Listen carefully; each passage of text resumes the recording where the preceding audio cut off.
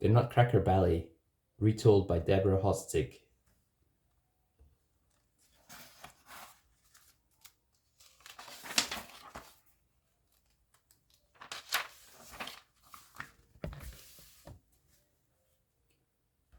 It was Christmas Eve. Marie and her brother Fritz peeked into the living room. "Oh, I can't wait for the party to start," said Marie.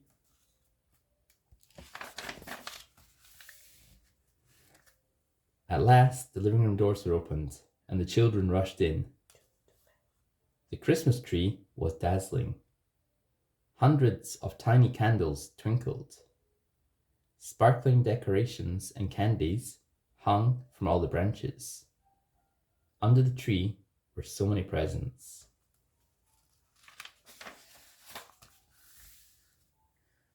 Soon the guests arrived. Aunts, uncles, cousins, and friends came carrying even more presents. Marie ran to greet her godfather. He was an odd-looking man. He was tall and thin. He wore a black patch over one eye and a frizzy white wig on his head. He looked magical and spooky, but he was a wonderful godfather. He always came with amazing toys that he had invented himself.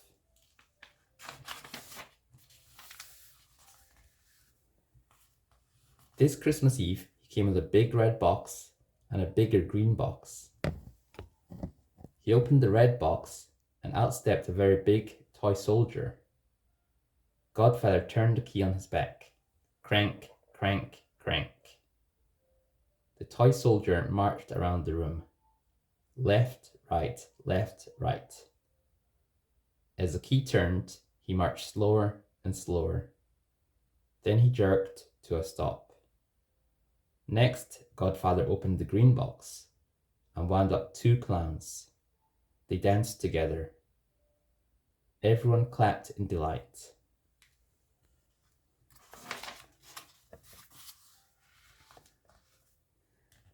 Then Godfather looked under the tree. He picked up his present for Marie and gave it to her. It was a wooden nutcracker shaped like a little man.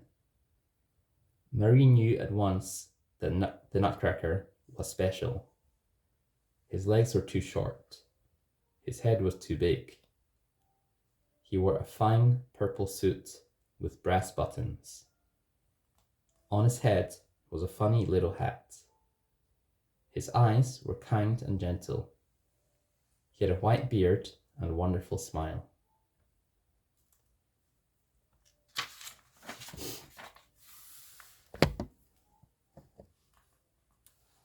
Godfather watched Marie with a twinkle in his eye. "It is a small gift," he said to her.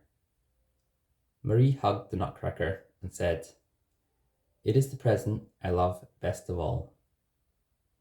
Then Fritz grabbed the nutcracker from Marie. "What an ugly fellow," he said. He ran across the room. Marie ran after him.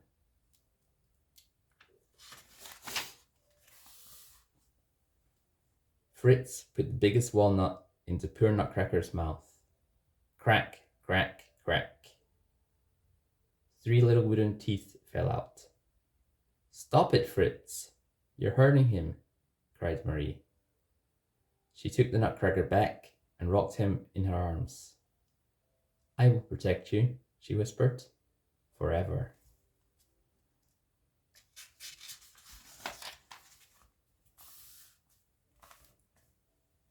After the party was over and everyone was in bed, Marie could not sleep. She tiptoed downstairs into the dark living room. It was so quiet. And then, bong, bong, the grandfather clock began striking midnight. Marie was surprised by the noise.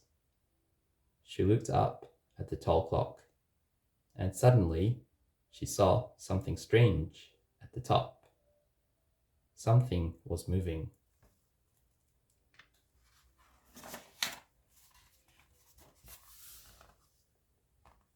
Godfather was sitting on top of the clock. He peered down at Marie like an owl. "Godfather, You scared me, cried Marie.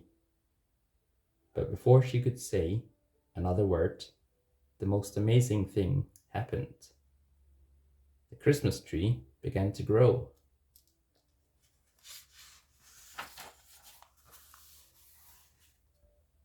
It grew bigger and bigger and bigger. As the Christmas tree grew, the windows and toys and everything in the room grew with it. Soon the toys were the same size as Marie.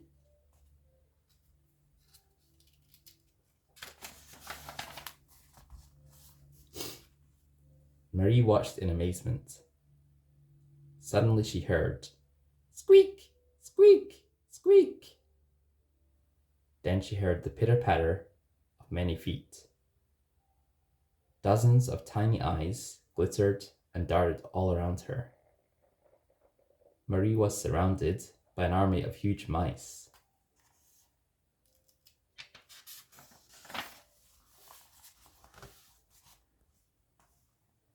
Out jumped the king of mice. He had 7 horrible heads, each with a golden crown. He took out his sword and glared at Marie. "Where is Nutcracker?" he hissed. Marie would not tell him. The king of mice squeaked his command to his army. "Find Nutcracker."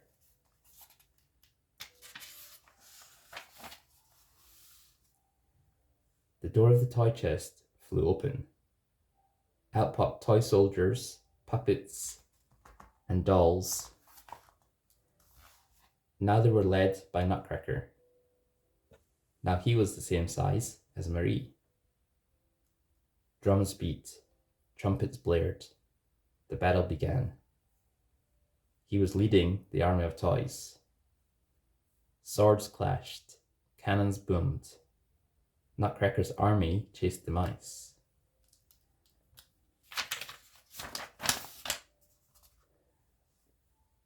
But more and more mice came.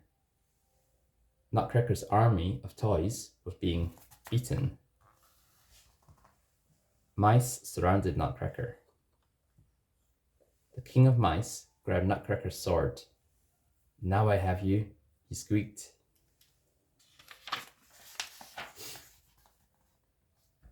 Marie watched in horror. "Oh, my poor Nutcracker," she cried. What could she do? She kicked her right shoe as hard as she could at the king of mice. Poof! Like magic, the mice were gone. Every single one.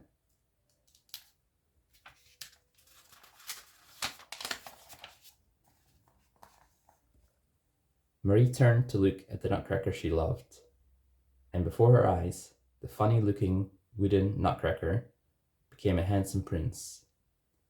He looked at Marie with his kind eyes and his wonderful smile. "You saved my life. Now let me take you to my kingdom, the land of sweets."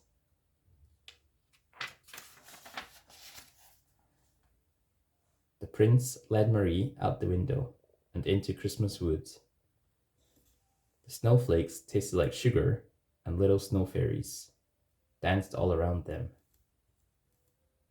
Soon they came to the prince's palace. A beautiful lady greeted them. "She is the sugar plum fairy," the prince told Marie. "And now to the party."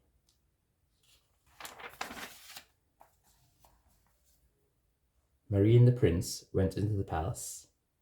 They sat together on a golden throne in a crystal room. All the people in the land of sweets appeared. One by one, they performed their special dances for the prince and Marie.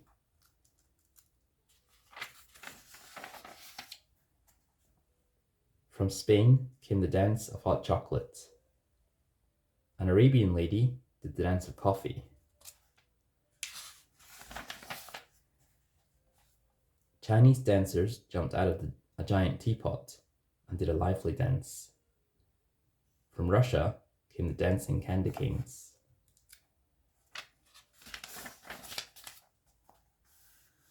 From France came Mother Ginger and her little puppets. They ran out from under her skirt and did a playful dance.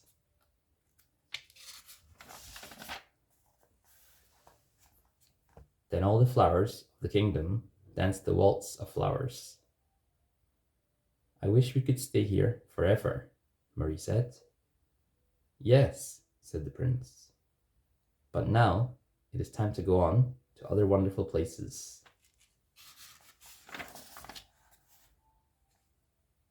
Marie and her Nutcracker prince stepped into the royal sled and waved goodbye. The sled rose slowly into the sky. Marie and the prince she had loved from the start vanished from sight.